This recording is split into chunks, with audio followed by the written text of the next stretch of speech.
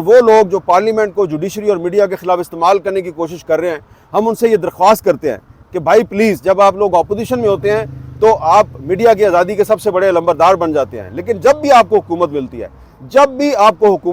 ہے، حکومت میں آتے ہی آپ 3 مہینے پورے نہیں کرتے اور آپ میڈیا کے خلاف اعلان جنگ کر دیتے ہیں، اور دوبارہ آپ نے یہی کیا ہے۔ تو پلیز آپ ایسا نہ کریں۔ آپ کو پتہ ہے کہ جو آپ سے پچھلی حکومت تھی، اس کے زوال کی وجہ بھی یہی تھی کہ اس نے عدلیہ کے ساتھ، میڈیا کے ساتھ محاذرائی کی، اداروں کے ساتھ محاذرائی کی۔ اب آپ بھی اسی حکومت کے راستے پہ چل رہے ہیں۔ لگتا یہ ہے کہ اگر آپ نے اپنا چلن نہ بدلا تو آپ کا انجام وہی ہوگا جو آپ سے پچھلی حکومت کا ہوگا، اور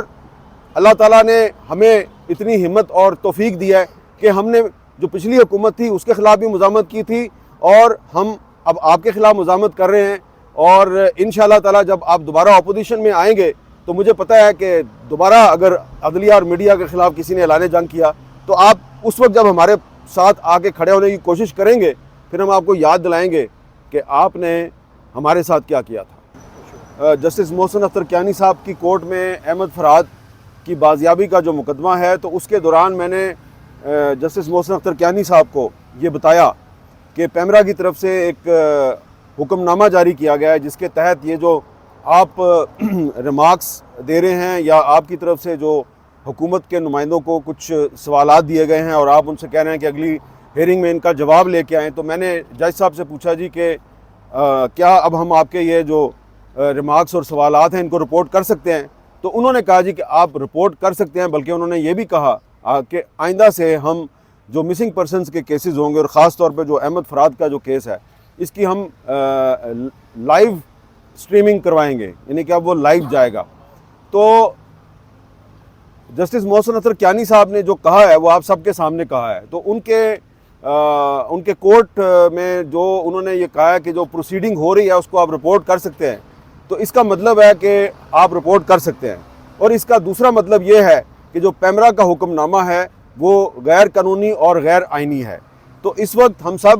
یہ اسلام آباد ہائی کورٹ کی عمارت کے سامنے کھڑے ہیں، اور بدقسمتی یہ ہے کہ حکومت پاکستان نے، جو سٹنگ گورنمنٹ ہے، اس نے ایک آئینی ادارہ ہے اسلام آباد ہائی کورٹ، نہ صرف اس کے خلاف بلکہ پوری جو پاکستان کی جوڈیشری ہے اس کے خلاف اعلان جنگ کر دیا ہے، میڈیا کے خلاف اعلان جنگ کر دیا ہے۔ میں نے جسٹس محسن اختر کیانی صاحب کو بھی یہی کہا کہ جب سے آپ نے یہ ریمارکس دیے ہیں اس کیس میں، تو اس کے بعد سے حکومت نے پیمرا کے ذریعے میڈیا کے خلاف اعلان جنگ کر دیا۔ تو حکومت جو ہے اس نے ایک طرف عدلیہ کے خلاف جنگ شروع کر دیا ہے، پارلیمنٹ کو عدلیہ کے خلاف استعمال کرنے کی کوشش کی جا رہی ہے، دوسری طرف میڈیا کے خلاف اعلان جنگ کر دیا ہے۔ نہ صرف یہ کہ پیمرا کے ذریعے حکم نامے جو ہیں وہ ہمیں مارشل لاء کے سیاہ دور کی یاد دلا رہے ہیں، بلکہ پنجاب اسمبلی سے بھی ایک قانون منظور کیا گیا ہے جس کو کہ اس موجودہ حکومت کی جو اتحادی جماعتیں ہیں اور ان کے اپنے بہت سے سٹیک ہولڈرز جو ہیں وہ اس کو سپورٹ نہیں کر رہے۔ تو یہ جو ساری مجموعی صورتحال ہے، سے یہ لگ رہا ہے کہ اس وقت جو حکمران طبقہ ہے اس نے عدلیہ اور میڈیا کے خلاف ایک اعلان جنگ کر دیا ہے۔ تو ہم نے ہمیشہ سے، جب بھی عدلیہ کی آزادی پر حملہ کیا گیا ہے، ہم نے ہمیشہ عدلیہ کا ساتھ دیا، کیونکہ ہم آئین اور قانون کی حکمرانی پہ یقین رکھتے ہیں، اور